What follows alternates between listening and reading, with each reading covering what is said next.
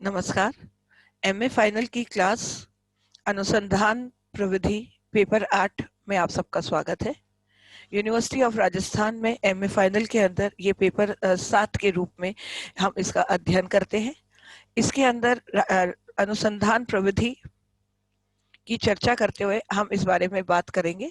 हम पहला टॉपिक लेंगे अनुसंधान प्रविधि एक परिचय।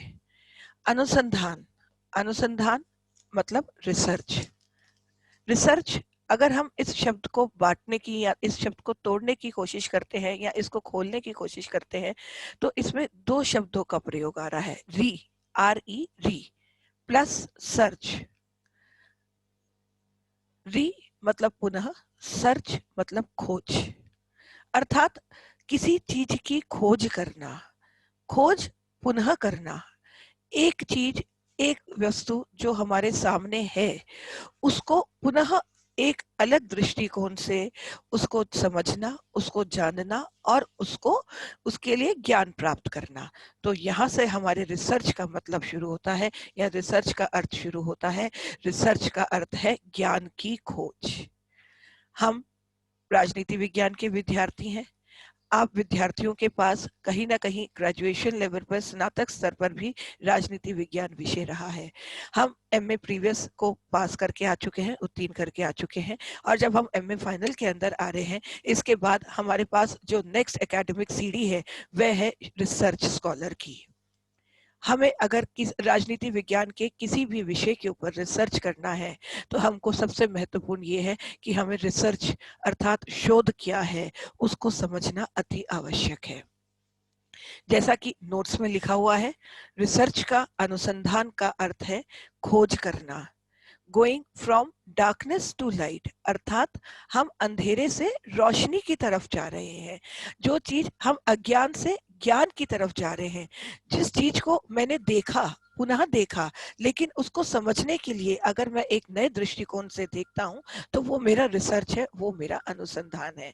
यहाँ पर अगर हम बिल्कुल आज के दिन का, वर्तमान का समकालीन उदाहरण लेते हैं तो हम ये बात करेंगे कि हमारे हम, क्योंकि प्रथम लेक्चर है, मुद्दे पर भी आएंगे, बिंदु पर भी आएंगे, शैक्षणिक चर्चा भी करेंगे, परंतु आज हम चर्चा करते हैं उन विषयों की जिनके ऊपर हमको एक सामान्य जन के रूप में पता है। हर व्यक्ति अपने एंटरटेनमेंट के लिए, अपने आप को खुश रखने के लिए थिएटर्स पे भी जाता है, नाटक भी करता है, देखता है और मूवीज भी देखता है। यहाँ से मेरा उदाहरण शुरू होता है सुशांत सिंह राजपूत का। पिछले माह हमने देखा वह एक जवान नवयुवक हमारे बीच में नहीं रहा। प्रेस ने कहा, मीडिया ने कहा उसने सुसाइड किया। उसके बाद निकला नहीं, उसकी हत्या थी। उसके बाद मुद्दा आया कि नहीं, इसके अंदर ये आया कि नहीं, उसकी किसी ने हत्या कर दी, किसी ने जानबूझकर कर दी, वो आर्थिक मंदी में चल रहा था। किसी ने कहा नहीं, उसके जो संबंध थे, पारिवारिक संबंध थे या जो उसके सामाजिक संबंध थे उसके दोस्तों के साथ, वह कारण है, या उसको अपने जॉब के अंदर प्रतिस्पर्धा ऐसी मिली कि वह उस मानसिक तनाव को झेल नहीं पाया।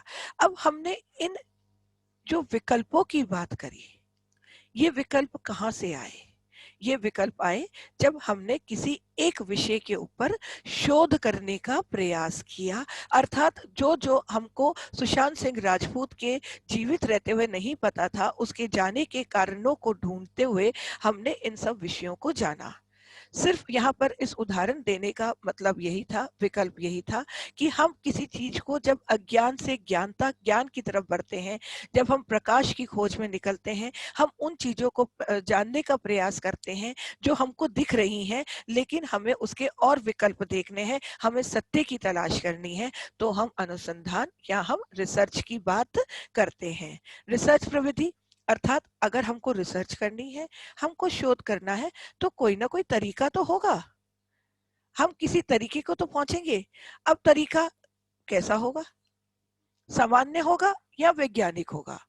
जब हम किसी वैज्ञानिक पद्धति से किसी तथ्य के खोज के ऊपर कार्य करते हैं तो हम उसको अनुसंधान कहते हैं, तब हम उसको रिसर्च कहते हैं।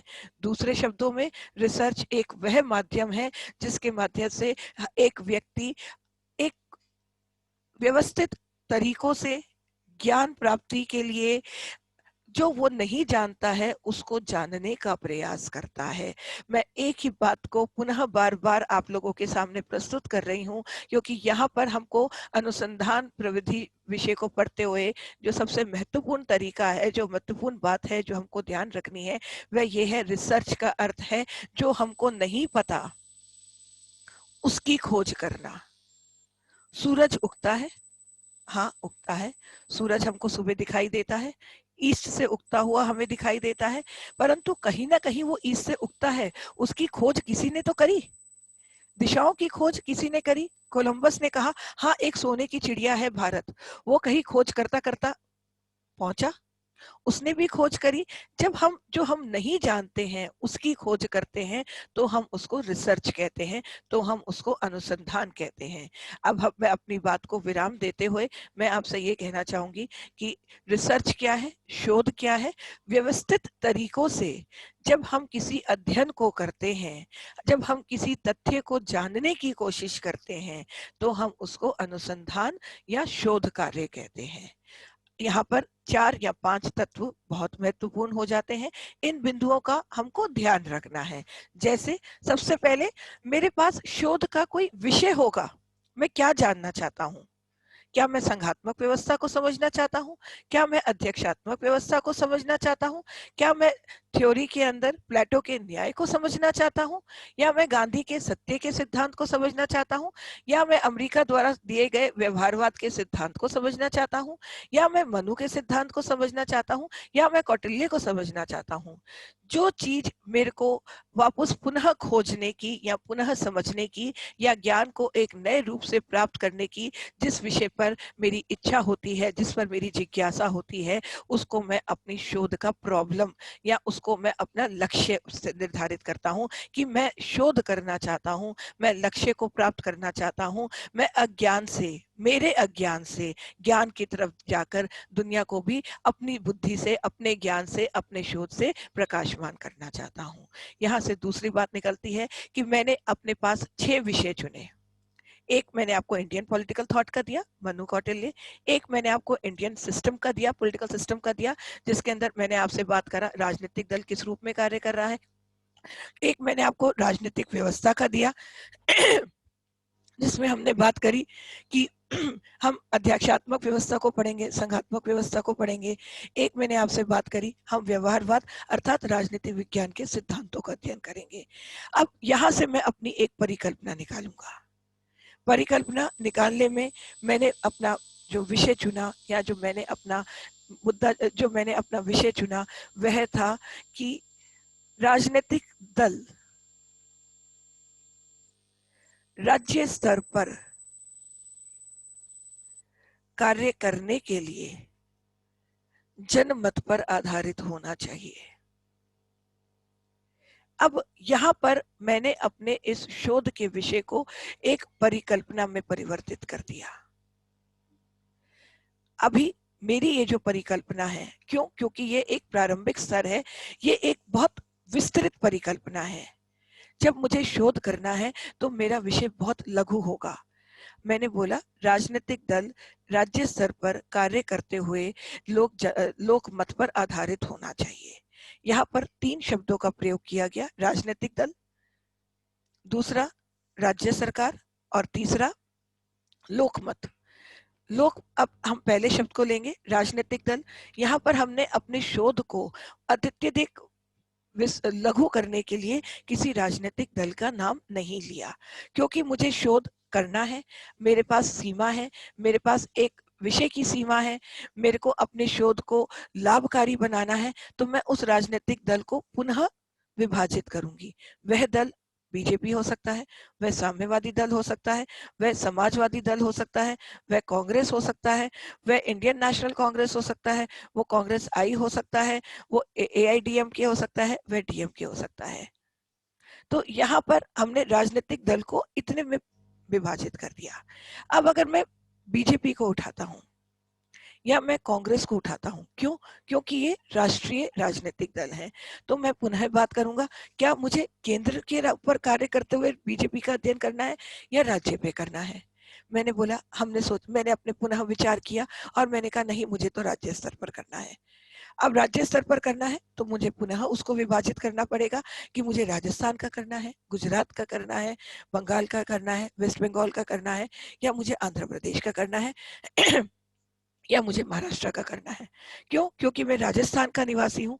मैंने बोला राजस्थान का करते हैं। क्यों? क्योंकि सामान्य ज्ञान मेरे को उपलब्ध होगा। अब जब मैंने राजस्थान तक अपने शोध को सीमित किया तो पुनः ये हुआ कि आज के दिन में कौन से राजनीतिक दल को लोकमत मिला हुआ है। यहाँ पर हमारा तीसरा शब्द आ गया, लोकमत। लोकमत अर्थात वह लोकमत जो आज समकालीन है, या वो लोकमत जिसके आधार पर जनता ने वोट दिया, जिसके आधार पर सरकार का चयन हुआ। हमारी शोध परिकल्पना के अंदर देखिए पुनः कितने सारे विषय या कितने सारे विकल्प आ गए। ये सब कड़ियों को जब हम जोड़ते हैं तो हमारी जिज्ञासा को एक मार्गदर्शन मिलता है। इसी में हम आगे चलते हुए हम बात करेंगे। यहाँ पर इन विषयों की चर्चा करने का सिर्फ प्रयोजन यही था कि मैं आपको बता सकूं कि अगर हमको शोध करना है तो परिकल्पना का चयन कैसे करेंगे, परिकल्पना का निर्माण कैसे करेंगे। दो विषयों पे हम बात कर चुके हैं। पहली चीज, अगर मुझे शोध करना है तो मुझे विषय के ऊपर चयन करना है। दूसरी चीज, अगर मुझे शोध करना है तो मुझे एक परिकल्पना अर्थात हाइपोथेसिस का निर्माण करना है। इस हाइपोथेसिस के निर्माण के बाद मैं तथ्यों को संग्रह करूंगा। ये हमारा तीसरा चरण होगा, किसी भी शोधकर्ता का ये तीसरा चरण होगा। उसके बाद जो चौथा चरण होगा, तथ्यों की विश्लेषण करना, और उसके बाद होता है निष्कर्ष।